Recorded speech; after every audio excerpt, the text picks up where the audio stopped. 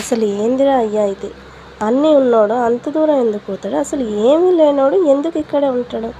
అర్థం చేసుకున్నోడికి మాటలు అవసరం ఉండవు, అర్థం కానోడికి వివరాలు సరిపోవు.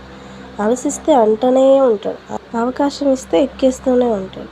అసలు పని చేసేవాడు పట్టించుకుంటే అన్నోడికి అంతులేని ఆనందం. అందుకే అన్నోడు అక్కురు పోయాలా, విన్నోడు వంకర పోయాలా, చెప్పినోడు సిగ్గుపడేలా, మన గెలుపు మాట్లాడేలా, మన జీవితం సమాధానం చెప్పేలా ఉండాలి.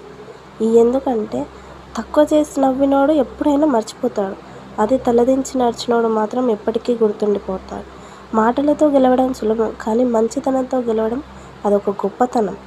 చూసేవాడు ఎప్పుడు కథలు అల్లుతూనే ఉంటాడు, అదే నడుచుకుంటూ వెళ్ళేవాడు మాత్రం నవ్వుకుంటూ వెళ్ళిపోతాడు. ఇవన్నీ పట్టించుకొని మనం మన జీవితాన్ని నాశనం చేసుకోవద్దు. పని లేని వాడికి పరణ పనులే పండగంట. వాడు అసలు ఎంత మొరిగినా చంద్రుడే దిగిరాడు, అలాంటిది మనం ఎందుకు వంకర పోతాం? పని లేని వాడికి బోలెడు అభిప్రాయాలు ఉంటాయి, అదే విమర్శించాలంటే అసలు ఒక్క నోరు చాలు. విలువ తెచ్చుకోవడానికి మనం బాగా కష్టపడాలి. అందుకే అంటారు, కొందరు మాటలతో బతుకుతారు, మరికొందరు చేతలతో గుర్తుండిపోతారని. పెద్దలు చెప్పేదే నిజం కదా. ఖాళీ బండికి ఎక్కువ గలగల అంటుంది, నిండిన బండి మాత్రం గమ్యం చేరుతుందని.